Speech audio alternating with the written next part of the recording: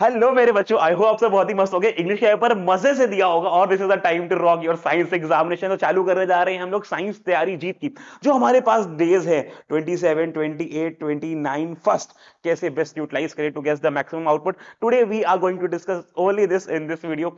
और believe me यार, अगर आपने इन 4 दिनों को अच्छे से टाइम दिया, दैट इज 27, 28, 29 फर्स्ट और 26 का भी हमारे पास हाफ है, तो यार आई कैन एश्योर यू कि आप जा सकते हो अपने target score that is 80 out of 80 पे। बिलीव मी और not, this is possible. Believe करना पड़ेगा, नॉट वाली बात नहीं है, आपको यहाँ पे बिलीव करना पड़ेगा that this goal is achievable. Science और मैथमेटिक्स में बच्चे 80 आउट ऑफ 80 लेके जाते हैं। क्वाइट है स्कोरिंग सब्जेक्ट्स, आप आराम से इसमें वो फोड़ सकते हो, वो ला सकते हो जो आपका ड्रीम स्कोर है 80 आउट ऑफ 80। और अगर आपको मिल गया 20 आपके स्कूल की हेल्प से, तो you will be reaching the top marks, that is 100 out of 100, जो हमारा डिजायर्ड गोल होता भी है। चलो, तो अभी ना आप लोग अलग अलग लेवल ऑफ स्टडीज पे होगे। I am not going to discuss कि आप किस लेवल पे हो, ये आप मुझे बताओगे। कैसे बताओगे? We are going to discuss very analytical, बहुत ही डिसाइसिव डिसीजन लेंगे हम लोग अपनी प्रिपरेशन के लिए इन 4 दिन के लिए। मेथड्स क्या होंगे हम आपको बताते हैं। पहले स्टार्ट करते हैं पहले पॉइंट से, जो सबसे इंपॉर्टेंट है, बहुत बहुत बहुत इंपॉर्टेंट है। Organise your desk. पहले तो जितना भी हमारा इंग्लिश का स्टफ है ना, उसको हटा के किनारे कर दो। अभी वो काम नहीं आना, उसको रख दो। उसको बहुत ऑर्गेनाइजली ना रखना, उसको अभी ऐसे ही रख दो। बट साइंस की स्टफ को अब लेके आओ। क्या क्या लाना है? सर, हमने अप्रैल से लेके हमारे 10th के जो जो अभी तक नोटबुक्स बनाई हैं, नोट्स बनाए हैं, मटेरियल यूज करा है, चाहे वो हमारी एनसीईआरटी हो, रेफरेंस बुक हो, हमारी पीवाईक्यूज की बुक हो, हमारे सैंपल पेपर की बुक हो, सबको लेके आओ और उनको ऑर्गेनाइज करो इन अ ऑर्डर। दिखें आपको आपके सामने, अचीवेबल, अप्रोचेबल हो, आपको दौड़ना भागना ना पड़े उनको लेने के लिए बार बार। समझ आ रहा है इतनी बात? बहुत बढ़िया। अभी समझो, once you are done with the organising part, अभी हमको अपने प्रिपरेशंस को अंडरस्टैंड करना पड़ेगा कि हम अपने लेवल पे कहां पे खेल रहे हैं। What all we have done, what all are left to be done, ये बात समझनी पड़ेगी। और इस बात को समझने के लिए हेल्प करेगा हमारा प्लानर। ये है वो प्लानर जिसको मैं आपको लिंक में दे दूंगा, डिस्क्रिप्शन बॉक्स में दे दूंगा। आप इसको यूटिलाइज करेंगे। बच्चों देखो, होता क्या है, जब भी एक पेशेंट डॉक्टर के पास जाता है, तो पहले पेशेंट का होता है डायग्नोसिस, उसकी रिपोर्ट्स आती हैं, जिससे पता चलता है कि भैया बीमारी है क्या, ट्रीटमेंट देना किस चीज का है। तो ये वो बीमारी को डिटेक्ट करने का सॉल्यूशन है, ये वो रिपोर्ट्स हैं, ये वो डायग्नोसिस है जिसके थ्रू हम बताएंगे कि आपको आगे करना क्या होगा। और बल्कि ना, it would always be better कि आप डिसाइड करो कि आपको इसके अकॉर्डिंग कहां पे जाना है। अब ये है क्या, पहले इसको समझते हैं फिर आगे की बात करेंगे। बहुत ही अच्छे से समझते हैं पहले इसको कि व्हाट इज दिस। यहां पर ना आपके हर एक चैप्टर एनलिस्टेड है, मार्क्स वाइज एनलिस्टेड है, और यहां पर आपका लेवल ऑफ प्रिपरेशन आगे मेंशन है। अब आपको करना क्या है, आप जिस भी लेवल पे हो आप उसको टिक और क्रॉस करते जाओ। मैं सजेस्ट करूंगा बस टिक के संग खेलो, ठीक है? आई वुड सजेस्ट कि बस टिक के संग खेलो। जैसे कि मानो आपने फिजिक्स देखा पहले, लाइट रिफ्लेक्शन एंड रिफ्लेक्शन, आपने कहा यार पढ़ा तो हुआ है। आई एम वेरी श्योर कि अभी हार्डली ऐसा कोई बच्चा होगा जिसने अभी तक बिल्कुल नहीं पढ़ा हुआ, क्योंकि आप अपने हाफ ईयरली के पहले के टेस्ट, हाफ ईयरली के बाद के टेस्ट, प्री प्रीलिम्स, प्रीलिम्स मतलब pre pre board, pre board दे के आ रहे हो, तो आपने अच्छे खासे लेवल पे प्रिपरेशन करी होगी। बट मैं मान लेता हूं कि भैया चलो नहीं करी प्रिपरेशन आपने, तब भी कुछ ना कुछ स्कूल में पढ़ा होगा, कुछ ना कुछ कोचिंग में पढ़ा होगा, कुछ ना कुछ सेल्फ स्टडी करा होगा, साल भर झक्का तो नहीं मराई होगी, कुछ ना कुछ तो पढ़ाई करी होगी। उसके अकॉर्डिंग ग्रेड योरसेल्फ कि अब आप यहाँ पे कहाँ पे लाई कर रहे हो। लेट्स से मैंने लाइट पढ़ा है, मजे से पढ़ा है, मैंने पीवाईक्यूज भी लगा लिए हैं, मैंने एनसीईआरटी भी लाइन बाय लाइन पढ़ी हुई है, मैंने पूरी थ्योरी पढ़ी हुई है, मुझे हर एक न्यूमेरिकल लगाया हुआ है, लेकिन वो कॉन्फिडेंस नहीं आ रहा, लेकिन वो कॉन्फिडेंस नहीं आ रहा। तो मैं अपने आप को यहाँ पे मार्क करूंगा कि भैया क्या नॉट कंप्लीटेड है? नहीं, हो चुका है। पार्शली कंप्लीटेड हो चुका है, ऑलमोस्ट कंप्लीटेड हो चुका है। क्या कंप्लीटेड बट फेसिंग प्रॉब्लम है? हाँ, लग रहा है अभी कि वो मजा नहीं है अभी इस चैप्टर के साथ। वो जो अटैचमेंट होता है ना एक चैप्टर का कि अरे यार ये तो हो गया, कहीं से भी कुछ भी पूछ लो, वो बात नहीं बन रही है। रे डायग्राम नहीं आ रहे हैं, लेंस फॉर्मूला मिरर फॉर्मूला में माइनस प्लस की गलतियां हो रही हैं, हम लोग अभी भी साइन कन्वेंशन में प्रॉब्लम कर जा रहे हैं। हमें नहीं पता चल रहा है कि मैग्निफिकेशन किसके लिए पॉजिटिव होगा, किसके लिए नेगेटिव होगा। In that case it's very important to re revise that topic. मार्केट हेयर की completed but facing problem, PYQs हो चुके हैं आपके, कोई बात नहीं, पीवाईक्यूज हो चुके हैं। जब तक यहां पर आप नहीं पहुंच पाओ, तब तक आप इसमें टिक लगाते जाओ और ये आपका होगा आप एनालिसिस रिपोर्ट। आप हर एक चैप्टर का as per the marks, as per the marks, सबकी मार्किंग भी कुछ मेंशन है यहाँ पे, कौन सा चैप्टर कितने मार्क्स का आ रहा है आपके एग्जामिनेशन में, that all is mentioned here. इसके अकॉर्डिंग पहले आप अपने को करो डायग्नोस, ठीक है। यहाँ पे कोई एक्सरे मशीन नहीं होगी, यहाँ पर बच्चों मेरे कोई डॉक्टर अलग से नहीं आएगा, you are your own doctor, you are going to diagnose yourself कि अभी आपकी रिपोर्ट क्या बन रही है। And as per this report we will start our studies forward. अब हम लोग प्लान करेंगे हमारा 26, 27, 28, 29 फर्स्ट, ठीक है। क्या ये बात समझ आ रही है मोटी मोटी भाई सबको? क्या यहाँ तक कोई किसी को दिक्कत तो नहीं है? आई होप नहीं होनी चाहिए। चलो अब आपने मान लो यहाँ पे मार्किंग कर ली, आपके अकॉर्डिंग कुछ मार्किंग हो गई।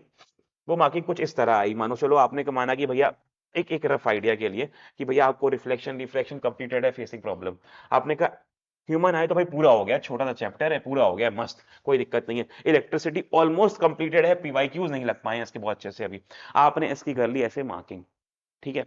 अब your goal is to do कि हम लोग अब अपने इन दिनों को, इन चैप्टर को प्लेस करें अपने इन डिफरेंट डिफरेंट डेज में।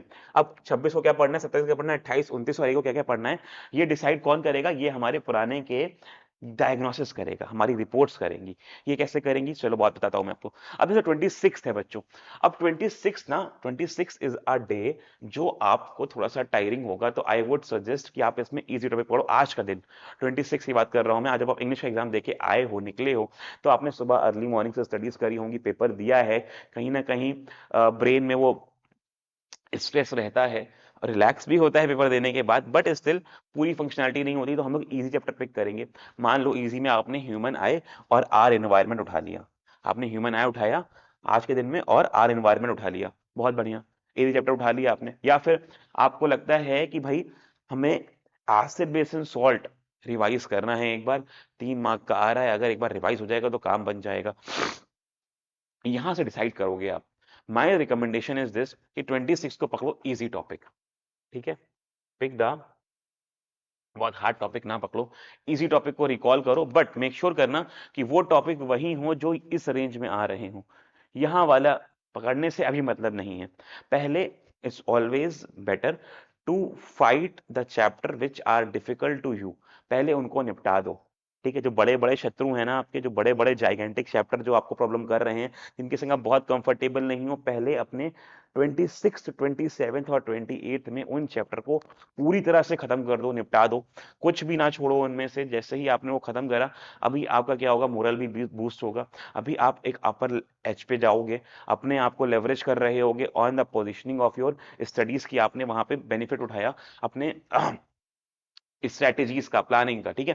तो क्या करना है, 26 को उठाना है इजी टॉपिक, कहां पे करेंगे, अपने इस मार्किंग से। अब देखो ये सबके लिए अलग होगी, आई एम नॉट सेइंग कि ये आपके लिए, that is why I am not recommending कि 26 को यही पढ़ना है, 27 को यही पढ़ना है, 28 को नहीं पढ़ना है। अगर कोई ऐसा बताया था तो that's can never be a best process, best method, क्योंकि एवरी चाइल्ड इज डिफरेंट, उसने साल भर अपने अकॉर्डिंग अलग अलग स्टडीज करी है। No one can suggest you a plan that is common for everyone. This can not be a possibility कि मैं आपको वो बता दूं आप वही पढ़ दो और आपके फुल आउट ऑफ फुल आ जाए। No, every patient have different disease and the diagnosis is as per your conditions only। अब अपने अकॉर्डिंग यहाँ पे लेके आएंगे चीजों को, और उसके लिए 26 का प्लान बनाया आपने, आपने उठाया इजी चैप्टर, ठीक है। मानो आपका आपने ह्यूमन आई उठा लिया, आर एनवायर उठा लिया, कोई दो दो चैप्टर आपने उठाए, 2-3 चैप्टर उठाए जो आपको इजी हैं। अब इसके बाद के देखो दो प्रोसेस है, आपने यहाँ पे इजी उठाया। अब कुछ बच्चे क्या करेंगे कि हो सकता है वो प्लान करें कि भैया ऐसा करते हैं 27 को कर लेते हैं पूरी पूरी फिजिक्स, ऐसा वो प्लान करेंगे, इसको कर लेते हैं केमिस्ट्री और इसमें कर लेते हैं बायोलॉजी। देखो this is what I don't personally recommend, but अगर आपको ऐसा लगता है तो उसमें कोई भी गलत बात नहीं है। मैं ऐसा पर्सनल रिकमेंड क्यों नहीं कर रहा हूं, दो रीजन है इसके। पहला रीजन समझो, पहला है कि अगर आप सेम टॉपिक को पढ़ते रहोगे तो आपको कहीं ना कहीं बोरियत होगी उसको सुबह से रात तक पढ़ने के लिए। तो इट्स ऑलवेज बेटर कि हम लोग एक एक एक चैप्टर को क्लब कर लें, अपने 3-4 फेज बनाए दिन के, जैसे मॉर्निंग स्लॉट बनाए हमारा 8 से 12 वाला एक चैप्टर निपटा दिया, 2 से 5 वाला एक चैप्टर निपटा दिया, 8 से 12 वाला एक चैप्टर निपटा दिया। चैप्टर को निपटाने के बाद रिवीजन कर लिया, निपटाना कैसे है, क्या क्या आपको एश्योर्ड होना चाहिए, ये भी समझ लो एक बार। ये भी बात कर लेंगे हम लोग एक बार, चलो, कि एक चैप्टर में क्या क्या होना चाहिए आपको, अगर आप कह रहे हो कि वो निपट गया चैप्टर, तो क्या क्या उसका कवर होना चाहिए आपके पास। बट बिफोर दैट, क्या ये मेथड सही है? नो।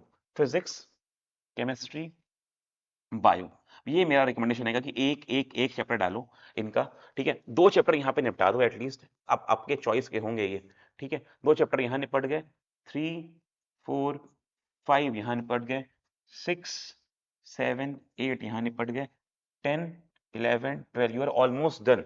तो 13 चैप्टर हैं हमारे पास, और देखो हमने 26 27 28 29 में ये निपटा दिया है, क्योंकि एक को तो हमको नया कुछ पढ़ना ही नहीं है, हमें सिर्फ और सिर्फ सबका अक्यूमुलेशन रिवाइज करना है, ठीक है।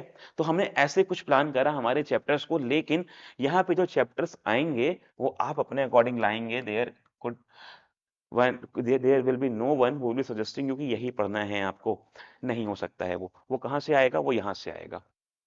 वो यहाँ पर आपका जो रिपोर्ट होगा उसके अकॉर्डिंग आप चीजों को फिल कर रहे होंगे। I think this part is clear, I need not to take it forward. अब सर, कब हम मानेंगे कि हमारा एक चैप्टर कंप्लीट हो गया है? उसके लिए क्या सोल्यूशन है? तो कोई भी एक चैप्टर कंप्लीट होने के लिए आपको क्या करना पड़ता है, इसके बाद समझो पहले तो। देखो, आप जब कहते हो कि मेरा एक चैप्टर कंप्लीट है, तो उस चैप्टर को कंप्लीट करने के लिए हम आपको सजेस्ट करते हैं कि भैया आपका कम से कम एनसीईआरटी वाला पार्ट तो पूरा हो ही गया हो, रीडिंग वाला। लेकिन हाँ, अगर नहीं हुआ है तो कोई रीडिंग लगाने अब नहीं बैठेगा बेटा। अब this is not the right time to read any topic. आप अब एनसीईआरटी रीड नहीं कर पाओगे, 13 चैप्टर अपने अब आपके आप नहीं निपटा पाओगे। You are not having that much ample of the time. क्या करना है? एनसीईआरटी अगर नहीं रीड करी है तो भैया हमारे पास बहुत सारे क्रिएटर्स ने बहुत अच्छे अच्छे नोट्स बनाए हुए हैं। देयर इज शोभित भैया, देयर इज फिजिक्स वाला के टीचर्स, उन्होंने नोट्स दिए हुए हैं, आप उनको जाओ। प्रशांत भैया ने आपको नोट्स दिए हुए हैं, उन पे जाओ, उनको बहुत अच्छे से पढ़ो, बहुत हेल्प करेंगे आपकी। आई एम नॉट सेइंग कि आप मेरे ही वीडियोस को देखो, मेरे वन शॉट वीडियो पड़े हुए हैं, my one shot videos are also there. आपको अगर वीडियो देख के समझ आता है ज़्यादा तो वो उन वीडियो पे जाओ। अगर आपको वीडियो नहीं, नोट्स समझ आते हैं तो आप उन नोट्स पे जाओ, उन नोट्स को स्टडी करो, उन्होंने नोट्स में सबको मेंशन करा हुआ है। बट अगर आप उनसे स्टडी कर रहे हो, इसका मतलब है अभी आपने कुछ स्टडी नहीं करी है। You all must be having your own notes at this point of time, right? तो आप एनसीईआरटी करो, एनसीईआरटी के बाद अपने नोट्स को एक बार गो थ्रू करो बहुत अच्छे से, ठीक है। और अभी नोट्स में ना जो जो आपने स्टार पॉइंट मारे थे साल भर के, उनको एक बार आज और अच्छे से, कोई मिस नहीं होना चाहिए, कोई भी एक्टिविटी बेस्ड क्वेश्चन मिस नहीं होना चाहिए, कोई भी कॉम्पिटेंसी बेस्ड क्वेश्चन नहीं मिस होना चाहिए। जो रिएक्शन है बहुत अच्छे से होने चाहिए, मेटलर्जी वाला पार्ट बहुत अच्छे से होना चाहिए, कार्बन की आईयूपीएसी, एलोट्रोपिक नेचर, उसके आइसोमर्स, वो सब आपको बहुत अच्छे से आना चाहिए। चाहे वो एसिड बेस एंड सॉल्ट्स की रिएक्शन हो, चाहे वो उनकी प्रॉपर्टीज हो, चाहे वो उनकी combination, displacement, double decomposition displacement reactions के पार्ट हो, वो आपको बहुत अच्छे से आने चाहिए। चाहे वो फिजिक्स में लेंस, मिरर, रे डायग्राम्स, मैग्निफिकेशन पावर के न्यूमेरिकल्स, उनकी थ्योरी, उनके क्वेश्चंस, रेडियस फोकस के कन्वर्जेंस, उनके रिलेशंस, चाहे वो प्रिज्म की थ्योरी हो, चाहे वो एंगल ऑफ डेविएशन के क्वेश्चंस हो, चाहे वो रे डायग्राम क्रिएशन हो, या फिर वो आपके मैग्नेटिक में लेफ्ट हैंड रूल हो, मैग्नेटिक फील्ड की डायरेक्शंस पता करना हो आपको, राइट हैंड थंब रूल का यूज करना हो, मैग्नेटिक प्रॉपर्टीज की बात कर रहा हो, इलेक्ट्रिक प्रॉपर्टीज की बात कर रहा हो, आपसे हाउस होल्ड सर्किट की बात करें, इलेक्ट्रिसिटी में पावर के formulas, Ohm's law, Q is equals to I T वाले जितने फॉर्मुलाज हैं, I is equals to V is equals to I R, I is equals to Q upon T, Q is equals to n e, जो जो बात आपने पढ़ा हुआ है, हर एक चीज आपको एक बार गो थ्रू करनी है, चैप्टर बाय चैप्टर, सबको मिलाना नहीं, चैप्टर बाय चैप्टर लेके जाना।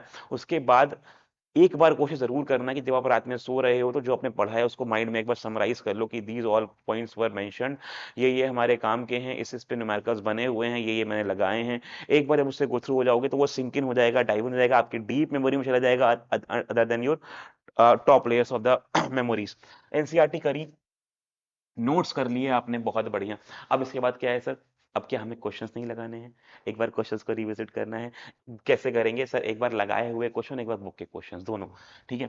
तो हम एक बार अपने रेफरेंसेस या फिर बुक्स के क्वेश्चंस को जाएंगे, उसके बाद बच्चों हम लोग पीवाईक्यूज को जाएंगे, और उसके बाद एनसीईआरटी हो गई, हमारे नोट्स हो गए, क्वेश्चंस हो गए, पीवाईक्यूज हो गए। I think we are good to go with the chapter. But एक चीज और, आपने अगर 1 page summary of the chapter नहीं बनाई है तो आप वो बना लेंगे। अब ये चैप्टर जाके कंप्लीट होगा आपका, आपने अपनी एक पेज में पूरे चैप्टर को समराइज करा हुआ है, देन वी कैन से कि अब वो चैप्टर पूरा आपको आता है और कोई पॉइंट इसमें मिस नहीं है, आपको इसको वेरीफाई भी कर रहे होंगे। ऐसे आपका हर एक चैप्टर जो लेगा वो depending on your level of preparation अलग अलग होगा। आई कैन नॉट से कि भाई ये 3 घंटा ही लेगा, हो सकता है आपका जो चैप्टर आर इन्वायरमेंट पढ़ा ही ना हुआ हो तो वो सकता है 3 घंटा ले ले, लेकिन इलेक्ट्रिसिटी बहुत अच्छे से पढ़ा हो तो सकता है वो 1 घंटे में खत्म हो जाए पूरा रिवाइज करके।